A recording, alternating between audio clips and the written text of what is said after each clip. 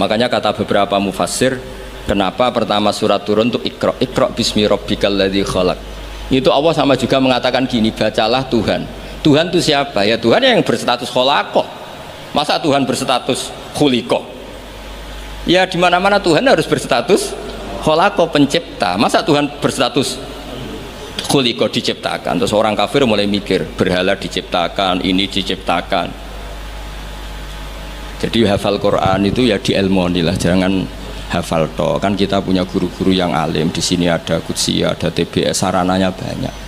Dulu ketika Mbak Arwani ada Batu Rehan, selalu di Kudus itu ada orang alim, ada orang hafid.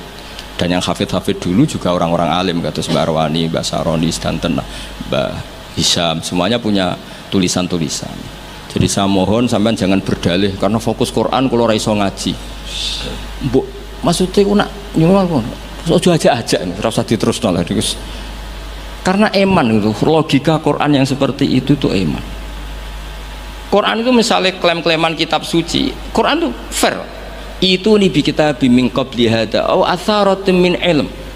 Kalau kamu tidak percaya Quran, tidak percaya Taurat, nggak apa-apa, kamu bikin buku tandingan, tapi yang sekualitas Quran. Dan itu Quran tenang saja, silahkan ngarang. Kalau kamu ngarang sendiri tidak bisa, sama teman-temannya. Kul fa'tu bi suratim. Kalau kurang orang banyak, buat usyuhada aku mengajak konco. Wakhir tonan, ada kompetisi, siapa yang bisa ngarang nandingi Quran. Itu orang Quraisy nyerah semua. Akhirnya ada orang agak sableng gitu, bilang mampu. Namanya Musailamah, nama? Bagi ini macamnya Musailimah. Kalau ngaji bolak-balik orang semua macam Musailamah, nama macam Musailimah. Gara-gara roh akten nih, jadi rata-rata itu macamnya apa? Musailamah atau Musailimah? Trennya apa? Musailamah. Itu akhirnya ngarang ketika dengar wadzariyati dzarwa fal hamilati wikra fal jariyati isra fal muqassimati amro. Karena dengar itu kan pikirannya sama-sama diakhiri ta. Terus pokoknya pikirannya gitu. Padahal wadzariyati dzarwa itu, zarrah itu kekuatan yang dahsyat. Disaingi wazariati zar'a fal hasidati hasda, terus fal khabizati khubza fal lakimati lukma. Jadi terus sampai yang pesen itu iki apa-apaan. Jadi mau wal zariati zar'a, demi perempuan-perempuan yang menanam padi. Mau nek bar ditanam ya wal hasidati hasda, demi perempuan-perempuan yang memanen. Bar dipanen wal khabizati khubza, kemudian jadi roti. Terus fal lakimati kemudian diuntal. Sampai sing pesen ku protes, iki apa-apaan.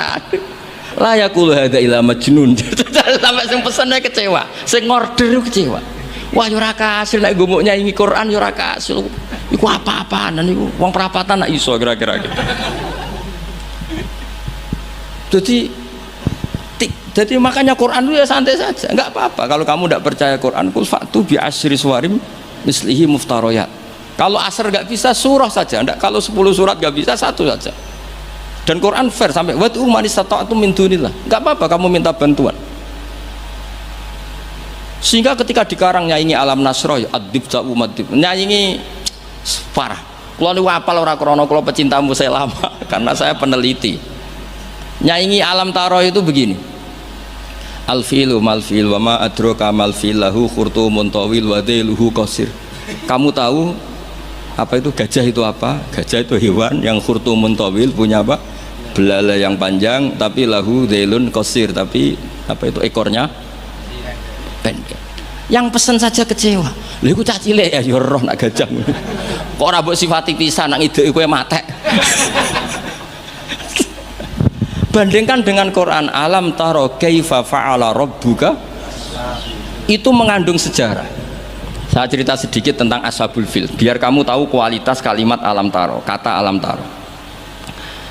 Abraha itu ahli ekonomi. Ketika ada kafilah besar-besaran datang ke haji, ditanya itu mau kemana? Mereka haji ke Ka'bah. Dia pikirannya berarti Ka'bah itu aset ekonomi karena bisa mendatangkan wisatawan. Mulane kena anggap Ka'bah itu aset ya rontok-rontok. Rengokno nggih. Akhirnya dekne gawe saingan Ka'bah. Tenggene Kules ya teng Son'a lah. Singkat cerita Ka'bah tandingan iki digawe min zahabin wa fiddatin wa rukhamin, pokoknya dari batu-batu mulia, karena untuk menandingi Ka'bah sing terima watu ireng kotak. Sono wong Quraisy gak terima diisingi. Jadi kadang wong ngawur ya penting. Diisingi mergo Baitullah sing suci disaingi Ka'bah abal-abal. Jadi sekunane kuno wong apik dibajak, barang apik napa? Dibajak. Nek ana dadi wong top dibajak ya kudu rodok rido sithik-sithik pancene wis ngono. Sunahe ngono, sekunane kuno. Wareng diisingi gak terima terus dia bersumpah akan merobohkan Ka'bah. Setelah itu terus minta fil terbesar dikirimi sama Raja Najasyi, dikirimi gajah, walhasil masuk. Ketika mau masuk di Muhassir, ada yang baca Muhassar, itu Abra ini fil ini gak mau masuk. Ketika diarahkan ke Ka'bah itu barokah itu jerum, kalau dialihkan dari Ka'bah dia lari. Singkat cerita dia mengumumkan bahwa dia datang tidak untuk perang tapi untuk apa? Merobohkan apa? Ka'bah. Tapi mulai dulu di mana-mana invasi itu pasti harus dapat uang, dapat jarahan. Nah yang dijarah itu diantaranya untanya Abdul Muttalib. Ini rungokno. Engkau terus ketok kualitas alam ta'aruf dibanding alfilu malfil wa ma'adroka malfil. Ketika sudah dijarah terus si Abraha ini orangnya baik, sosialnya baik, tapi kafir, tapi sosialnya bagus. Dia tanya, man sayyidu hadal wadi, orang tertua di sini siapa? Abdul Muttalib. Sayyiduna Abdul Muttalib. Makanya lagi-lagi Nabi itu harus turunannya orang-orang baik. Muhammad bin Abdullah bin Muttalib itu selain orang baik itu sudah orang tokoh. Nah, untanya Abdul Muttalib jumlahnya 100 itu diantara yang disita, yang dijadikan ghanimah oleh Abraha selain unta-unta yang lain. Setelah Abdul Muttalib datang di perkemahan siapa? Abraha. Itu wibawanya Abdul Muttalib itu menjadikan Abraha nggak berani, karena Abdul Muttalib membawa Nur Muhammad SAW. Itu Abraha bilang gini, spontan ketika melihat wajahnya Abdul Muttalib, ganteng Abdul Muttalib dan wibawa. Anta Sayyidu Hadal Wadi, naam, anak Abdul Muttalib Sayyidu Hadal Wadi. Saya ketua di sini, di lembah ini. Saya sebenarnya ingin kau duduk samping saya, tapi umat saya pasti tidak terima, karena ini kursi kerajaan, yang boleh duduk hanya saya. Tapi saya nggak berani duduk di atas kamu. Saking wibanya Sayyid Abdul Muttalib. Akhirnya sama-sama duduk di bawah. Sudah hormat sedemikian rupa Abraha sama Abdul Muttalib, saking wibawanya Abdul Muttalib. Makanya syaratnya kiai ya kudu ana wibawane lah ben piye ngono sawangane. Karena saulqi fi qulubil ladzina kafarur ruh. Makanya Nabi ngendikan nusirtu birru'bi masirata syahrin.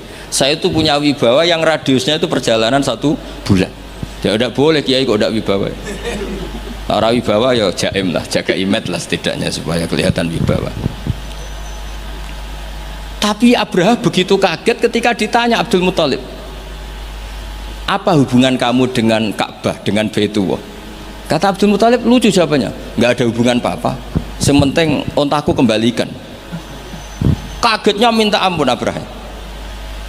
Loh, kamu itu Sayyidu Hadal Wadi, semua orang itu khawatir Ka'bah saya robohkan karena itu adalah dinuhum, itu agama mereka. Kamu yang ketuanya malah tidak peduli, tapi hanya peduli dengan onta. Mulai kecewa, saya kecewa hormat kamu. Ternyata kamu orang yang sangat materialistik. Tapi apa kata Abdul Muttalib? Loh, karena li'ani robbuhum, saya ini yang punya robun, maknanya saya ini yang punya unta itu, ini robbuhunna, saya yang punya unta-unta itu. Wali anna lihadal baiti robban hamahu, Baitullah itu ada yang punya, itu udah urusan saya. Dia punya robban hamahu, punya yang punya dan akan melindungi yang punya, itu tidak kewajiban saya, kewajibannya yang punya. Menjenengi Baitullah, orang Baitu Abdul Muttalib. Akhirnya Abraha, ini ngawur tapi kok pinter kira-kira gitu. Sudah, silakan kalau mau rusak silakan, kamu akan berurusan dengan yang punya.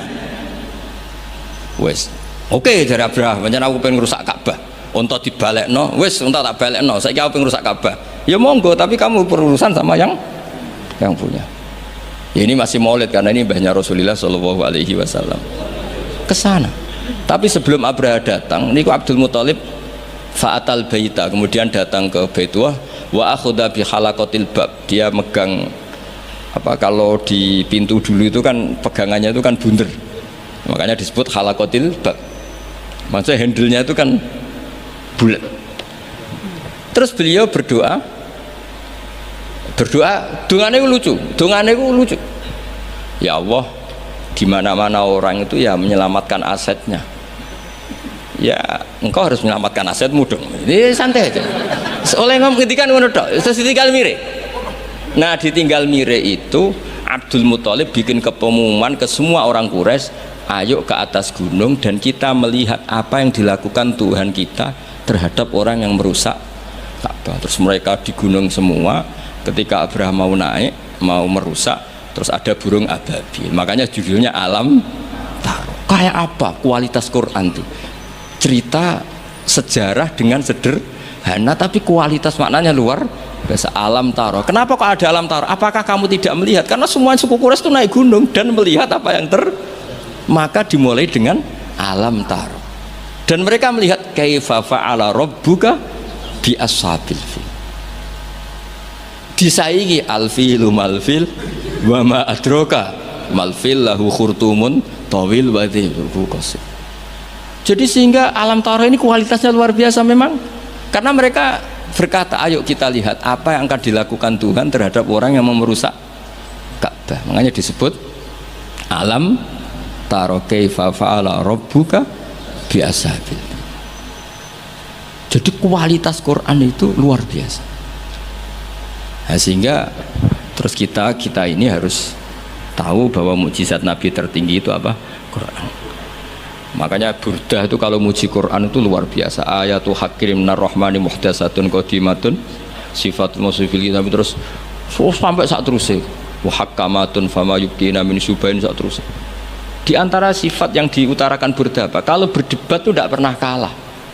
Ya tadi Quran tuh kalau berdebat tuh tidak pernah kalah. Kayak tadi ketika Musa mensifati Tuhan dengan status Tuhan langit dan bumi, Fir'aun itu masih ngeles.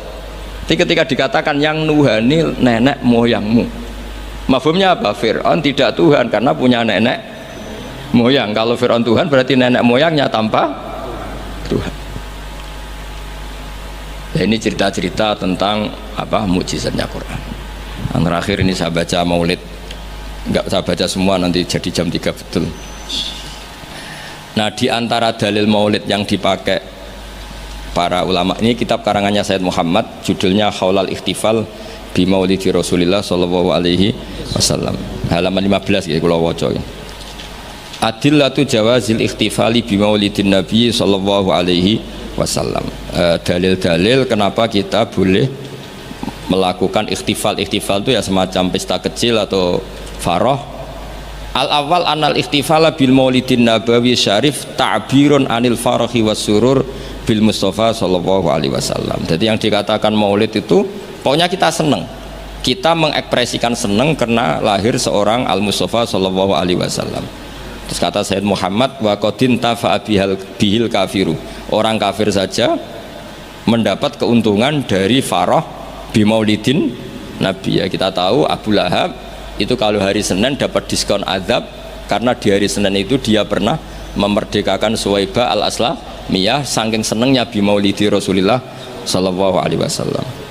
Wa sayati fid dalil litasai mazidu bayanin hadil masalah li anna aslal burhan wahid wa in ikhtalafat kaifiyatul istidlal. Saat terusnya wa qad jaa fil Bukhari annahu yukhaffafu an Abi Lahabin kula yaumin isna. Ini jelas ya. Hadisnya di Bukhari, ngono mbok takok hadisnya sahih ta ora? Ribet ya gitu. Di Bukhari itu jelas ada riwayat bahwa Abu Lahab setiap hari Senin mendapat diskon bisa babi itkihi karena dia memerdekakan li Suwaibata jariyati lama basyarat hubi wiladatil Mustafa sallallahu alaihi wasallam. Sehingga ada syair yang terkenal ini, idza kana hadza kafiron ja'a dhammuhu bitabbat yadahu fil jahimi mukhallada ata annahu fi yaumil isnaini daiman yukhaffafu anhu lisururi bi Ahmad famadzannu bil abdil ladzi tula umrihi bi Ahmad masruron wa mata muwahhida. Jadi kalau Abu Lahab dia kafir karena senang lahirnya Nabi saja dapat diskon azab setiap hari apa? Senin. Bagaimana dengan orang yang sangat mencintai Nabi dan mati dalam keadaan muwahhid? tentu lebih berhak mendapat syafaat Rasulullah Shallallahu Alaihi Wasallam. Terus ini yang halaman 40, ada orang-orang kelompok tertentu yang anti maulid hari Senin, alasannya apa? Yaumu wiladatihi juga yaumu wafati, harusnya Senin itu hari duka karena Nabi juga wafat Senin. Kenapa orang-orang NU misalnya kok milih yaumul farah padahal di hari Senin itu juga berstatus yaumul huzn karena di situ Nabi wafat, atau intakola ila rafiqil ala, bahasa kerennya itu intakola ila rafiqil ala. Wa minas syubah as-sakitoh, mohon kepanggil 40 itu yang wa minas syubah as-sakitoh qaulu ba'di, ini dawuh Sayyid Muhammad. Di antara argumentasi yang sangat jatuh atau sangat murahan, sangat tidak kuat, inna yauma wiladatihi wa nafsu yaumi wafati falaisal farahu bi aula minal husni atau minal hazani. Tak waca ping pindho ben ketok pinter ben ketok ngawur, karena Quran itu kadang pakai hazanan alla yajidu mayun fikun, ada tawahi taftau tazkuru yuswa, terus fahuwa minal husni napa ini tawahi taftau tazkuru hatta takuna kharadon atau takuna tola innama asku batti wa husni. Jadi Quran pernah pakai bahasa huzn, ya pernah pakai bahasa hazanan. Dadi kowe nek ana kiye maca husnin wae iku salah, Qurane hazanan. Kowe Quranem sing lali, ning Quran ana innama asku batti wa husni. Bocah ora jelas ya. Mulane tak waca ping pindho ben ra disalahno Gus Sapang. Falaisal farahu bi aula minal hazani wa minal husni. Husni atau sing jelas coba waca hizn. Wa kanal aula bil muhibbi ayatakhidha hadal yauma ma'taman wa yauma husnin. Jadi ada juga kritikat terhadap maulid, kenapa harus seneng toh di hari itu Nabi wafat, harusnya ya ada pesta kesusahan, apa ada acara kesusahan. Terus wanakulu kata Sayyid Muhammad, innal imam al-allamah Jalaluddin Asyuti qad kafana radda ala hadhil mughalatah. Imam Suyuti telah menjawab kesalahan berpikir itu. Faqala fi kitabil hawi manasuh inna wiladatahu sallallahu alaihi wasallam a'zamun ni'am wa wafatuhu a'zamul masaib. Tapi wasyari'atu khassat ala izhari syukri ni'am wasabru wasabri wasukuni intal masaib. Waqad amara syar'u bil aqiqah indal wiladah wa ya izharu syukrin wa farahin bil maulud wa lam ya'mur bil mauti bi dzabhil aqiqah wala bi ghairi bal naha anin niyahah wa izharil jaza. Kalau ada kritikan orang tidak boleh senang hari Senin karena hari Senin itu pula Nabi napa wafat, jawablah karena syariat hanya memandang sisi-sisi yang membuat orang itu senang. Buktinya kelahiran bayi itu diperingati dengan menyembelih kambing, artinya senang. Dan malah kalau ada yang meninggal syariat melarang susah.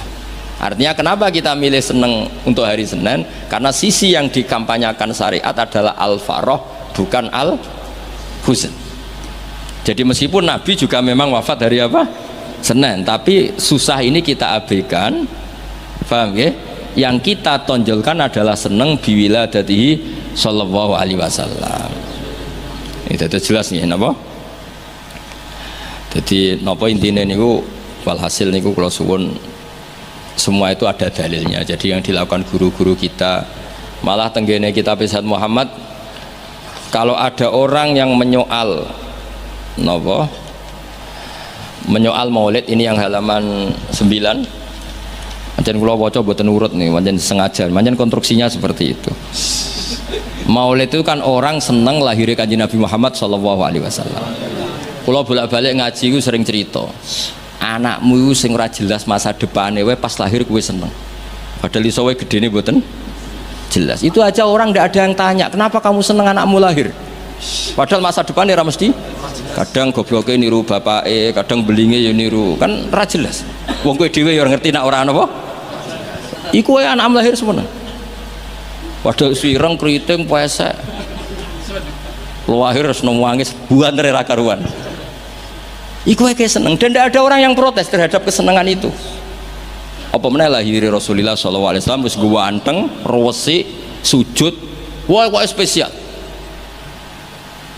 Lah ana wong nyoal farah bi maulidin nabi, apa mereka bisa menjawab dengan pertanyaan lima tafrahuna bin nabi? Mosok kowe iso seneng mbek Kanjeng Nabi? Kan yo lucu, wong Islam kok mempertanyakan piye hukume seneng karo Kanjeng Nabi. Li'annahu ka'annahu yaqul limadza tafrahuna bin Nabi sallallahu alaihi, orang yang menyoal farah bi maulidin Nabi bisa kamu tanyakan, dan sama juga dia menanyakan ke kita limadza tafrahuna bin Nabi. Pertanyaan ini aneh enggak? Kowe seneng lahirnya Nabi, kemudian ada orang Islam tanya, kenapa kamu seneng dengan lahirnya? Lu lahirnya Nabi karuan go sa'adatid darun kok ditakokno limadza. Mana Dewi Said Muhammad, fahal yasihu ayastura hadza su'alu min muslimin yasyhadu alla ilaha illallah wa anna muhammadar. Kok isane wong Islam kok takok di mana tafrahu nabi maulidin, mbok yo diangen-angen dong yo. Mohon paham nggih. Alhamdulillah. Assalamualaikum warahmatullahi wabarakatuh.